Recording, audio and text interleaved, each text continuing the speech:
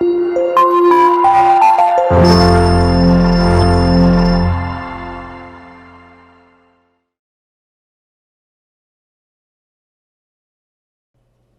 बच्चों, कैसे हैं आप? उम्मीद करती हूँ आप बढ़िया और एकदम मज़े में होंगे। बच्चों, आज हमारे अध्याय का नाम है पराग का सपना। चलिए पढ़ते हैं पराग का क्या सपना था और क्या वो पूरा हुआ। इस पाठ के द्वारा हम इसे समझते हैं। उठो पराग, चलो हमारे साथ चलो। हम दोनों तुम्हें अपने ग्रह पर ले जाने के लिए आए हैं। ग्रह यानी प्लैनेट।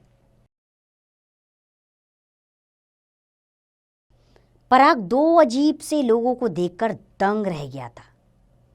दो आदमी जिनका रंग हरा था, आंखों की जगह काले बटन अंदर बार हो रहे थे, उसे गोद में उठाकर ले चले।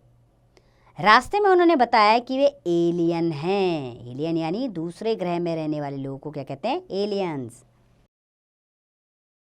तो क्या बताया उन्होंने कि हम तुम्हें लेने आए हैं पराग, हम एलियन हैं।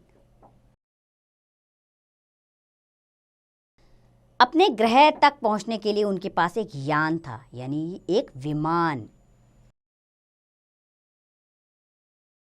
यान उड़न तश्तरी जैसा था, यानी उड़ने वाली एक तश्तरी, उसे कहते हैं उड़न तश्तरी। तो यान कैसा था? एक उड़न तश्तरी जैसा। वहां पहुंचकर तो पराग और भी हैरान रह गया। वहां पर बल्ब की जगह हर घर में एक छोटा सा सूरज था। यानी बल्ब की जगह क्या थे? सूरज, जो बटन दबाने से जलता बुझता था। उनके घर हमारी तरह नहीं थे। ये घर छोटे छोटे कैप्सूल के आकार के थे।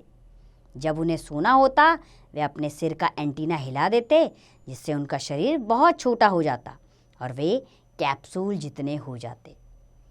वहाँ पर एलियंस ने उसे मीठा शरबत पीने को दिया। ऐसा स्वाद पराग ने आज तक नहीं चखा था। उसके बाद वे उसे एक बगीचे में ले गए। बगीचे में चांदी जैसे चमकते हुए पेड़ थे। पेड़ों पर आइसक्रीम के गुच्छे लटक रहे थे। गुच्छे यानी आइसक्रीम, इतनी सारी आइसक्रीम एक एक जगह लटक रही थी, उसे क्या कहते हैं? गुच्छे। मछलियां आकाश में उड़ रही थी। चांद पानी में तैर रहा था। ठंडी ठंडी हवा चल रही थी। पराग का मन किया कि वह वहीं ठहर जाए। तभी पराग की नींद टूट गई। अरे ये क्या, वह तो अपने घर में ही था। सामने एलियंस की जगह माँ खड़ी थी।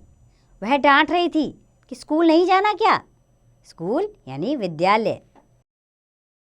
सपना टूट चुका था। पराग को मन ही मन हंसी आ रही, जबकि रोज माँ के उठाने पर पराग को गुस्सा आता था।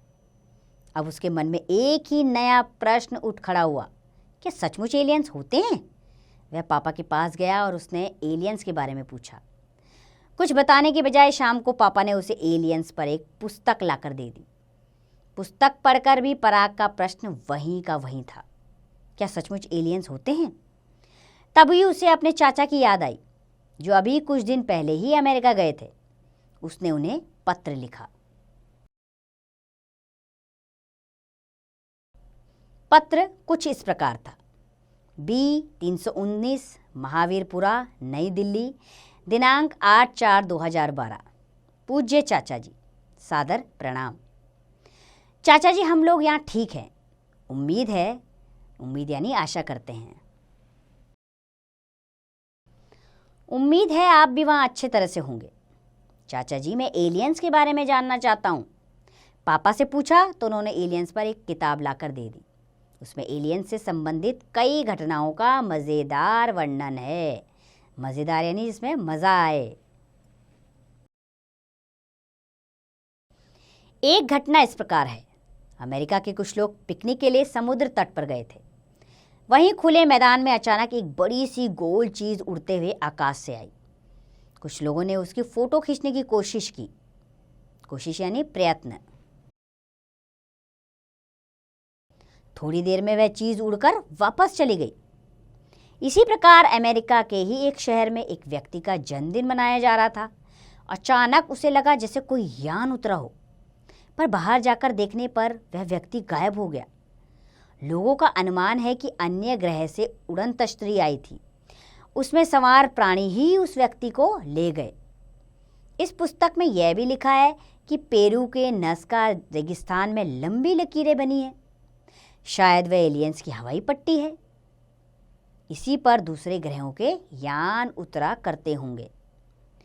चाचा जी, हमने आपको साथ एक फिल्म भी देखी थी। उसमें दूसरे ग्रह के प्राणी धरती पर आते हैं, उनका एक बच्चा यहीं छूट जाता है। आप तो नासा यानी national aeronautics and space administration के वैज्ञानिकों के साथ काम करने के लिए गए हैं। आप उनसे एलियंस के बारे में पूछकर बताइएगा कि क्या सचमुच एलियंस होते हैं। मैं यह जानने के लिए बहुत उत्सुक हूँ। उत्सुक यानी बहुत उत्साहित हूँ। मैं आपके पत्र का इंतज़ार करूँगा। जल्दी उत्तर दीजिएगा। आपका प्यारा पराग। तो बच्चों, पराग कितना उत्साहित था। तो इस पाठ से हमें क्या सीख मिलती है? हमें यह मौलिक ज्ञान मिलता है कि हमें सभी ग्रहों के विषय में जानने की इच्छा जागृत करनी चाहिए। यानी हमारे अंदर सभी चीज़ों के विषय में जानने की इच्छा होनी चाहिए, तभी हम उनके बारे में जानकारी प्राप्त कर सकते हैं। ये दिमाग दिया है भगवान ने, इसका प्रयोग करना चाहिए। और शिक्षा की कमी नहीं है, जगह जगह से ज्ञान बटोर कर हमें अपने अंदर समा लेना चाहिए।